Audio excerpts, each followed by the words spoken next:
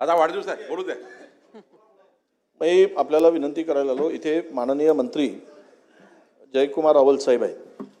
आपण काल जे उत्तर दिलं, मी काल आपण जे उत्तर दिलं त्यामध्ये आम्ही काही प्रश्न उपस्थित केले होते. अध्यक्ष महोदय, फार गांभीर्यानं सांगतो, बघा मी तुमच्या पुढे रिजेक्ट झालेला सोयाबीन पाठवतो आहे. रिजेक्ट झालेला या सोयाबीनची प्रत पहा तुम्ही, शेतकरी वाचेल की नाही. अध्यक्ष महोदय, फार गंभीर आहे, शेतकऱ्यांच्या जीवन मरणाचा प्रश्न आहे म्हणून मी बोलतोय. हा सोयाबीन रिजेक्ट केलाय, या शेतकऱ्याचं नाव आहे राठोड साहाव. हा माणूस आहे राठोड साहाव, हा माणूस आहे माहुरगड किनवट तालुक्यातील बोबगाव. हे एक हा रिजेक्ट होऊ शकतो का, तो शेतकरी रडत आला काल प्रश्न उपस्थित केल्यानंतर. हा दुसरा शेतकरी, अध्यक्ष महोदय, हा तिसरा शेतकरी. हे पूर्ण नांदेड आणि यवतमाळ जिल्ह्यातले शेतकरी आहेत, यांच्या नावासह इथे चिठ्ठी आहे. हा सोयाबीन जर रिजेक्ट झाला, फक्त 9% मास्टर आहे, 9%. मी आपल्याला अध्यक्ष महोदय सांगतो, विनंती करून बघा. तर मी काल जे बोललो, मला कोणी तुम्ही लोकांनी माझी थोडीशी टिंगल केली, तुम्ही त्यांच्या भावना समजून घ्या. तुम्ही भावना समजा. काय झालंय, तुमच्या सेंटरवर हा माल जातो ना, तो सेंटरवाला खरेदी करतो, पण गोडाऊनमध्ये ज्यावेळेस हा माल जातो ना, तो रिजेक्ट करतो. त्यामुळे हे सर्व सेंटरवाले हा सगळा माल आता घेत नाही सेंटरमध्ये, खरीद सुरू बंद झाली आहे. 550 की काहीतरी तुम्ही सेंटर सांगितलं ना मंत्री महोदय. तुम्हाला एक सांगू, मी त्याच्या पुढे बोलत नाही, मी एक नाव आणि नंबर वाचून दाखवतो. त्या माणसाचं नाव आहे अखिल, बीड येथील खाजगी माणूस आहे अखिल. मोबाईल नंबर सांगतो, 9970219645. हा माणूस प्रत्येक सेंटर मंजूर करायसाठी 4 लाख रुपये घेतो, 4 लाख रुपये. आणि नाव काय सांगतो माहिती आहे, तुमचे OSD अभिजित पाटील, आणि गरजेचं नाव सांगतो. पाहिजे तुम्हाला, मी नावात सकट सांगितलं, याचा मोबाईल तपासून घ्या. 9970219645 हा नंबर आहे. हा अखिल नावाचा माणूस आहे, बीड जिल्ह्यातील आहे. ठीक आहे. आणि गरजेचा नाही. अध्यक्ष महोदय थांबा, ते कुठे घेऊन चाललात? नाही वडेट्टीवार साहेब, तुम्ही शेतकऱ्यांच्या संदर्भात त्या ठिकाणी अशी नसून आपल्याला विनंती आहे.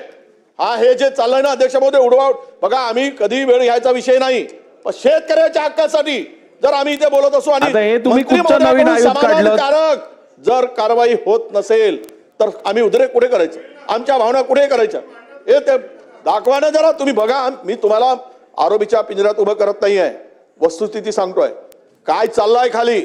हे सेंटर 12 सेंटर, 500 सेंटरवर पैसे वसूल केलेत. ठीक आहे. सन्मान्य सदस्य विजय वडेट्टीवार साहेबांनी दिलेल्या माहितीची आपण चौकशी करून योग्य ती उपाययोजना करावी असे मी निर्देश देत आहे. पुढे चला, चला पुढे. निवेदन कोणाचं आहे, घ्या निवेदन. अध्यक्ष महोदय, चौकशीशिवाय त्याला माहिती दिली आहे, चौकशी करू दे ना. त्यांना माहिती जी दिली आहे, मान्य वडेट्टीवार साहेबांनी जी माहिती दिली, राठोड साहू लिहिलं ना. गजानन पाटील धनमने, बदनापूर, किनवट, नांदेड.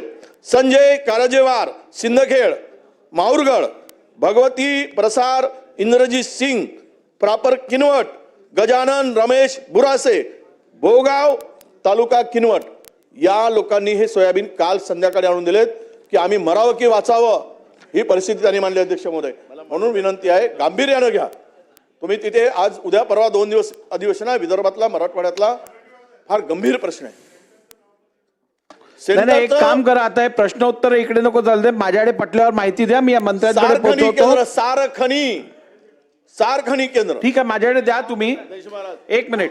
सन्मान्य सदस्य विजय वडेट्टीवार साहेबांनी आता जी माहिती दिलेली आहे सभागृहात, त्याची आपण नोंद घेऊन चौकशी करून उपाययोजना करावी आणि अधिकची माहिती पटल्यावर ठेवा, मी माझ्याकडे घेऊन त्यांना पाठवून देईन. बसा बसा बसा.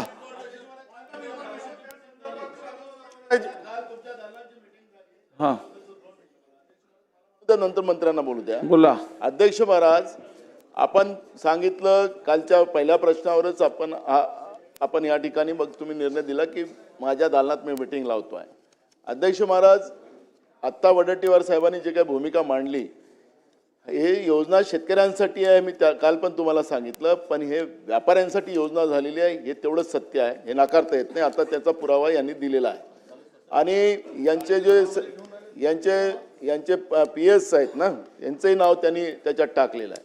अध्यक्ष महाराज, एक मोठं रॅकेट मंत्रालयापर्यंत आहे, मंत्रालयापर्यंत याचं रॅकेट आहे. खालच्या अधिकाऱ्यापासून तर मंत्रालयापर्यंतच्या अधिकारी याच्यात समाविष्ट आहेत. आणि अध्यक्ष महाराज, व्यापारी आणि अधिकारी याचा हा पूर्ण संबंध आहे.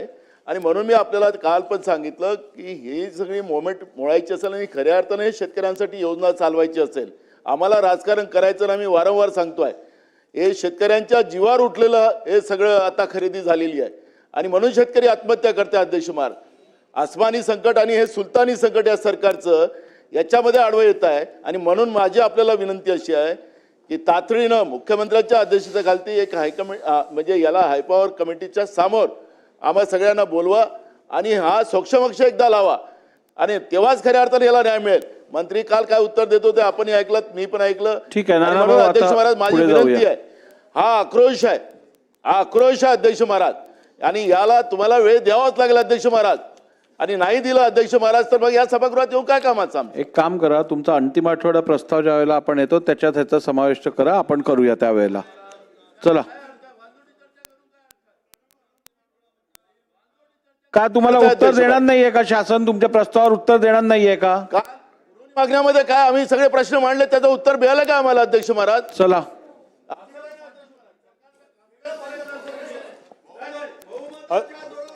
वडट्टीवार साहेब, हो नाना एक मिनिट, एक महत्वाचं जरा एक मिनिट. मंत्री महोदय बसून घ्या, बसून घ्या, एक मिनिट बसून घ्या. नाही, काही गोष्टी इकडे स्पष्ट होणं अत्यंत आवश्यक आहे. वडेट्टीवार साहेब आपण खाली बसून घ्या. नानाभाऊ आपण खाली बसा, खाली बसा. आता मी उभं राहिलो, तुम्ही खाली बसा. हे बघा, तुमचे प्रश्न महत्वाचे आहेत, त्याबद्दल दुमत नाही. तुमचे प्रश्न जनसामान्य माणसाच्या हितातले आहेत, याबद्दल दुमत नाही. परंतु मला सभागृह नियमानुसार चालवायला लागतो. तुम्ही कुठच्या आयुधाचा वापर करून उभं राहिलात ह्याची मला कल्पना नाही. हा सभागृह नियमाप्रमाणेच चालणार. तरीही अपवाद म्हणून मी तुम्हाला दोघांनाही बोलायची संधी दिली, परंतु तुम्ही जर पाहिजे तेवढा वेळ घेत राहिलात तर ते काही शक्य होणार नाही. मी तुम्हाला सांगितलं, तुमच्याकडची माहिती माझ्याकडे द्या, मी ती मंत्र्यांपर्यंत देईन आणि अधिवेशन संपण्यापूर्वी या संदर्भातलं निवेदन मंत्री करतील. चला पुढे. अध्यक्ष महोदय, एक महत्त्वाचं निवेदन करायचं आहे. अध्यक्ष महोदय, दिनांक 11 डिसेंबर 2025 रोजी हिवाळी अधिवेशनातील माझ्या विभागाशी निगडीत कडधान्य, तेलबिया, कापूस या शेतीमालाविषयी विधानसभेमध्ये प्रश्न उत्तराच्या तासामध्ये चर्चा झाली आणि या सगळ्या विषयांचं गांभीर्य, महाराष्ट्रामधल्या शेतकऱ्यांचा विषय संदर्भातलं महत्त्व समजून राज्याचे मुख्यमंत्री महोदयांनी काल तातडीची बैठक त्यांनी घेतली आणि त्या बैठकीमध्ये केंद्र शासनाच्या पूर्वीच्या किमान आधारभूत किंमत योजनेअंतर्गत असलेले हेक्टरी उत्पादनामध्ये राज्याच्या सर्व जिल्ह्यात समानता आणण्याबाबत सूचना दिल्या. अध्यक्ष महोदय, राज्यातील विविध जिल्ह्यात ॲग्रो क्लायमॅटिक झोन वेगळे आहेत आणि म्हणून त्याच्यामध्ये वेगळी उत्पादकता असते. त्यामुळे शेतकऱ्यांचा त्यांचा कापूस उत्पादन विक्रीस त्यामुळे शेतकऱ्यांना त्यांच्या कापूस उत्पादन विक्रीस अडचणी येत होत्या आणि म्हणून त्यामुळे राज्याचे मुख्यमंत्र्यांनी सांगितलं की शेतकऱ्यांना हमीभाव योजनेमध्ये कापूस विक्री करताना ज्या अडचणी येतात त्यामुळे लातूर, वर्धा आणि गडचिरोली या जिल्ह्यामध्ये उच्चतम उत्पादनाची 25% पीक कापणी प्रयोगानुसार 23 क्विंटल प्रति हेक्टर इतकी जास्ती उत्पादकता आहे. आणि म्हणून मला नम्रपणे सांगायचं आहे की हे सरकार शेतकऱ्यांच्या हिताचं सरकार आहे.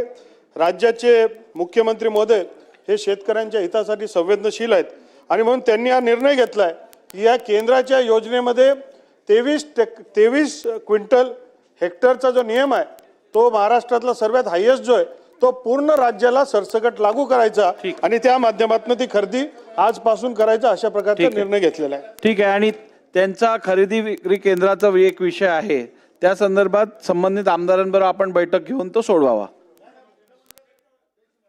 ठीक आहे.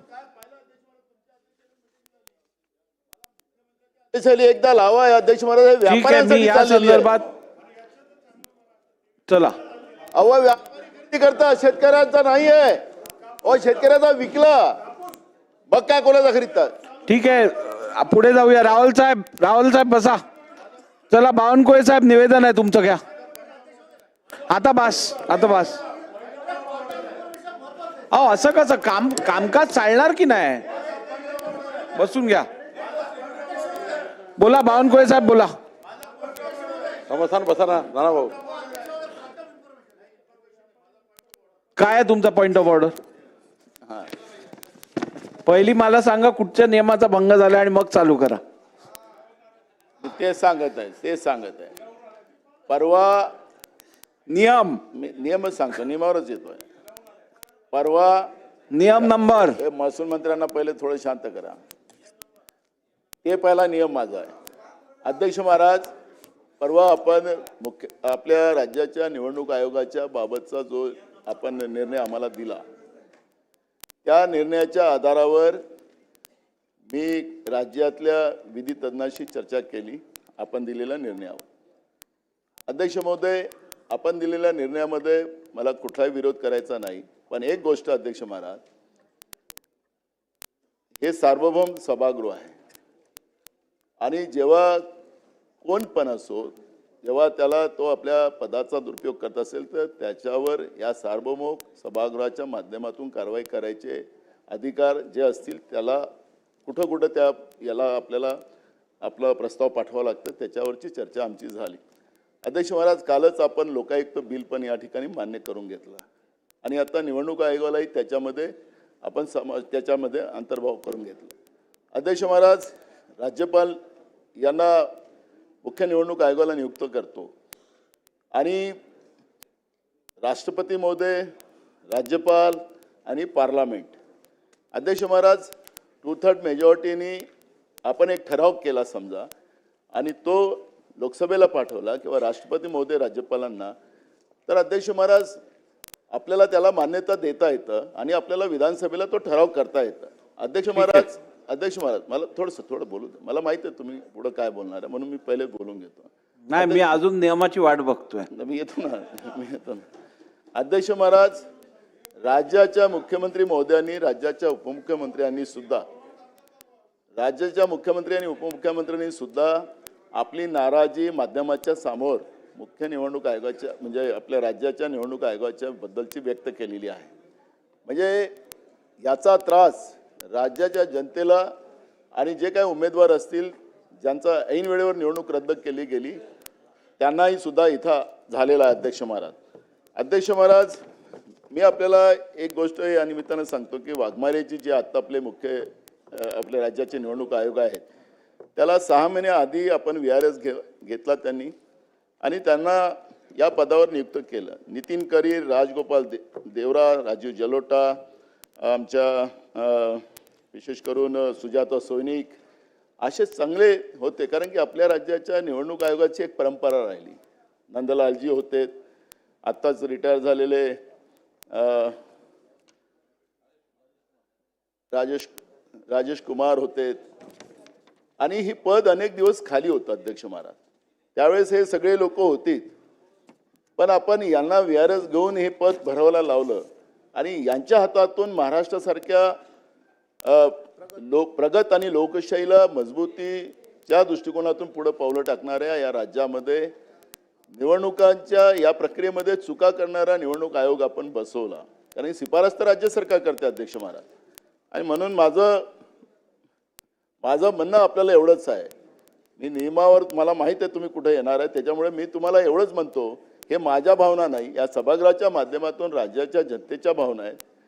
लोकशाहीची जो उत्सव आहे आपला मतदानाचा, हा खऱ्या अर्थानं पारदर्शक व्हावा ही सगळ्यांची संकल्पना अध्यक्ष महाराज.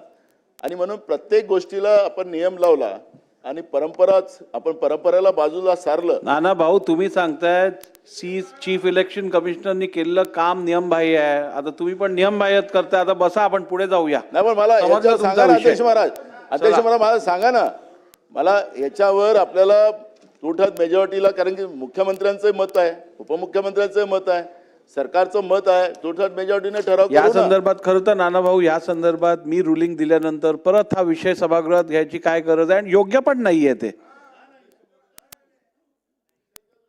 अध्यक्ष महोदय, नाही सुनील भाऊ थांबा ना. देतो, थांबा, बस थांबा. सुनील भाऊ निवेदन करू द्या. निवेदन. अध्यक्ष महोदय,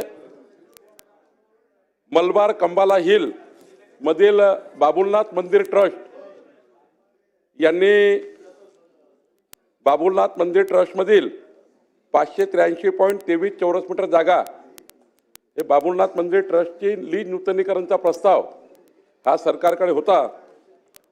काल मंत्रिमंडळाच्या बैठकीमध्ये या प्रस्तावाला मान्यता देण्यात आली आहे आणि आता बाबुलनाथ मंदिर ट्रस्टला 583.23 चौरस मीटर ही जागा 30 वर्षाच्या लीजवर आपण या ठिकाणी ₹1 भाडेपट्ट्यावर देण्याचा निर्णय आपण या ठिकाणी सरकारने केला आहे.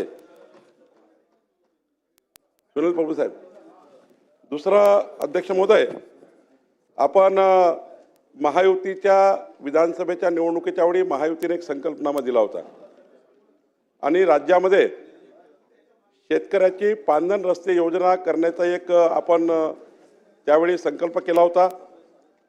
आपलं सरकार आल्यावर माननीय मुख्यमंत्री देवेंद्र फडणवीसजींनी माझ्या अध्यक्षतेखाली आणि माननीय ग्रामविकास मंत्री, रोजगार हमी मंत्री यांच्या प्रमुखता आमची सर्वांची समिती केली. मागच्या अधिवेशनात माननीय मुख्यमंत्र्यांनी जबाबदारी मला दिली.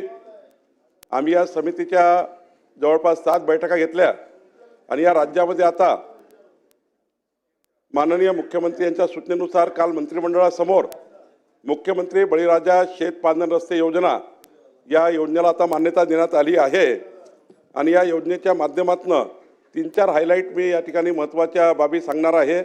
बाकीचं याचा तो शासन निर्णय वगैरे सर्व विधानसभा सदस्यांना मिळालच. अध्यक्ष महोदय, या ठिकाणी शेतातील वाढते यंत्रणीकरण लक्षात घेऊन पूर्णपणे यंत्रसामुग्रीच्या सहाय्याने मुख्यमंत्री बळीराजा शेतपांधन रस्ते योजना ही महसूल विभाग राबवणार आहे. रोजगार हमी योजनेच्या विभागामार्फत राबविण्यात येणारी मातोश्री ग्राम समृद्धी पांधन योजना ही तशीच चालू राहणार आहे. राज्यातील शेतकऱ्यांना शेतातील पीक पेरणी, आंतरमशागत, कापणी तसेच शेतमाल बाजारपेठेत पोहोचवण्यासाठी 12माही मजबूत रस्ते उपलब्ध करणे हे मुख्यमंत्री बळीराजा शेतपांधन रस्त्याचे उद्दिष्ट आहे. या योजनेअंतर्गत गाव नकाशावर दर्शवलेल्या रस्त्यावरील अतिक्रमणे त्वरित हटवण्यात येणार आहे. रस्त्याच्या मजबूतीकरणासाठी लागणाऱ्या गाळ, माती, मुरुम, दगड याकरता कोणतंही स्वामित्व धन आम्ही घेणार नाही. रॉयल्टी माफ केलेली आहे. शेतपांधन रस्त्यासाठी लागणारी तातडीची मोजणी आणि पोलीस बंदोबस्त हा माफ करण्यात आलेला आहे.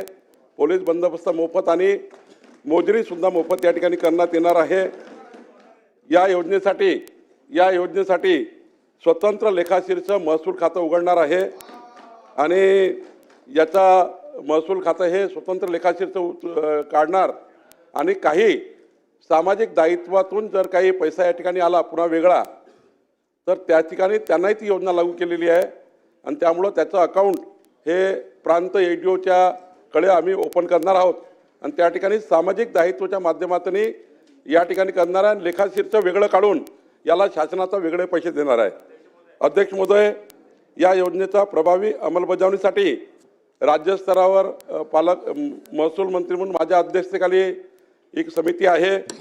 एक आपण जिल्ह्याच्या स्तरावर पालकमंत्र्यांची समिती केलेली आहे आणि माननीय विधानसभा सदस्यांच्या विधानसभा मतदारसंघाकरता विधानसभेच्या सदस्याच्या अध्यक्षतेखाली आणि त्यांचे सचिव हे प्रांत असणार आहे, सचिव प्रांत असणार आहेत आणि त्यामुळे ही समिती आता जाहीर केलेली आहे. मला विश्वास आहे की राज्याच्या या मुख्यमंत्री बळीराजा पांधन रस्ते योजनेच्या माध्यमातून पुढच्या 4 वर्षामध्ये महाराष्ट्र सरकार शेतकऱ्यांना मजबूत रस्ते देण्याचं उद्दिष्ट हे पूर्ण करणार आहे आणि म्हणून या ठिकाणी मी योजना या ठिकाणी आज आपल्या सभागृहासमोर लागू झालं आणि त्यामुळे आता अध्यक्ष या ठिकाणी आमदार असणार आहे. आपण लेखाशीर्ष महसूल खात्याचं जे काढलेलं आहे मार्चमध्ये आपण बजेटमध्ये निधी आपल्याला मिळणार आहे. अध्यक्ष महोदय, तिसरं एक निवेदन आहे. या ठिकाणी 12-12-12ला भाडेपट्टे नूतनीकरणाचं एक मुंबई बृहन्मुंबई या भागामध्ये ज्या 999 वर्षाच्या लीज दिल्या होत्या, 99 वर्षाच्या लीज दिल्या होत्या, 90 वर्षाच्या लीज दिल्या होत्या, यामध्ये 2 प्रकारचे धोरण होते. एक तर होतं की जे लीज लॅप्स झाली, जे लीज संपली आहे त्यांच्याकरता एकूण रेडी रेकनरच्या 25%च्या 2% असा एक त्या ठिकाणी नियम होता. आणि लीज रिन्युअल आता सुरू लीज आहे त्यांचा वेगळा नियम होता. आता आपण सुलभ लीज संपली त्यांना, लीज रिन्युअल करायची त्यांना एक सारखा नियम केलेला आहे. त्याचंही या ठिकाणी काल मंत्रिमंडळाच्या बैठकीमध्ये मुंबई बृहन्मुंबई या भागातल्या लीज होल्डर्ससाठी समांतर धोरण या ठिकाणी केलेलं आहे. याची परवानगी आपण दिलेली आहे. अध्यक्ष महोदय, या ठिकाणी क्लास 2 क्लास 1 यामध्ये ही जे त्या ठिकाणी मुदत आहे ती 31 डिसेंबरला संपतात आहे, सवलतीची मुदत.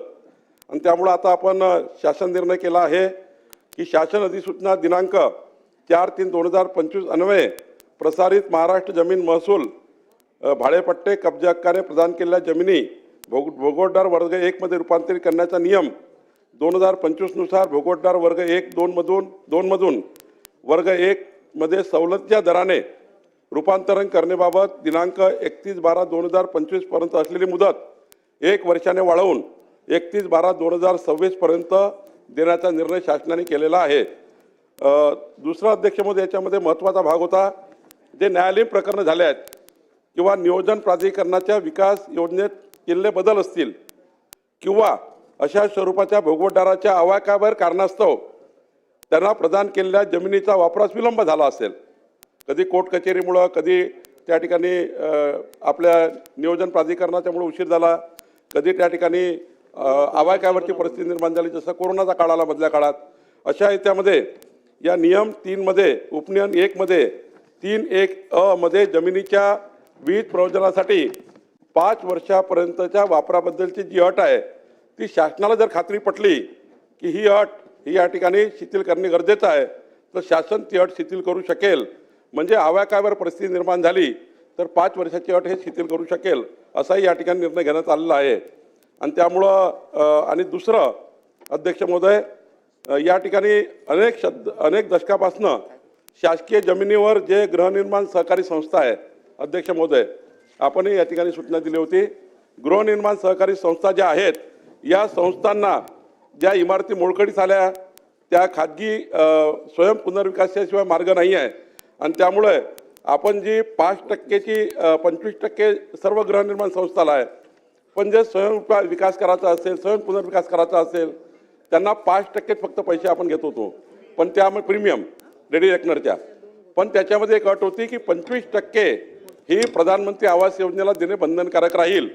त्यामुळं तिथले जे जुने जे बिल्डिंग्स आहे ते काही नवीन ते 25% लोकांना काही प्रधानमंत्रीला घर देऊ शकत नाही, त्यामुळे ते वेगळ्याच माजा लागतील. आपण यामध्ये अट टाकली होती की तुम्हाला रिडेव्हलपमेंट करायचं असेल तर 25% प्रधानमंत्री आवास योजनेचा लोकांना द्या. त्यामध्ये आता वर्षभरात कोणीच आलं नाही, त्यामुळे ही अट सुद्धा आता काढून टाकलेली आहे. ह्या 3 महत्त्वाच्या गोष्टी 10% ते 5% केलं आणि स्वयं पुनर्विकासाकरताही 5% केलं आणि गृहनिर्माण संस्थेकरता केलं.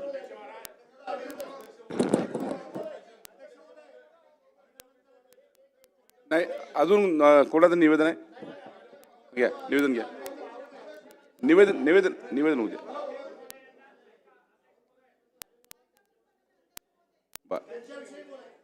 सन्माननीय बावनकुळे साहेबांनी पाणंद रस्ते करण्यासंदर्भातली जी कमिटी जाहीर केली त्याच्यामध्ये जो आमच्या मनामध्ये एक भीती होती की प्रत्येक ठिकाणी विरोधी पक्षाच्या आमदारांना डावललं जातंय, परंतु ती तालुका कमिटी त्याच्या मतदारसंघाची आमदाराच्याच अध्यक्षतेखाली असल्यामुळं तो डाऊट क्लिअर झाला की तसं काही डावललं जाईल असं वाटतं. विधानसभा समिती राहणार तो, त्या कोण आमदार असेल तो, बरोबर ना? का तिथं सत्ताधारी टाकणार नाही? बरं, चांगलं आहे, म्हणून तुमचं अभिनंदन. पण त्याच्यामध्ये आणखीन एक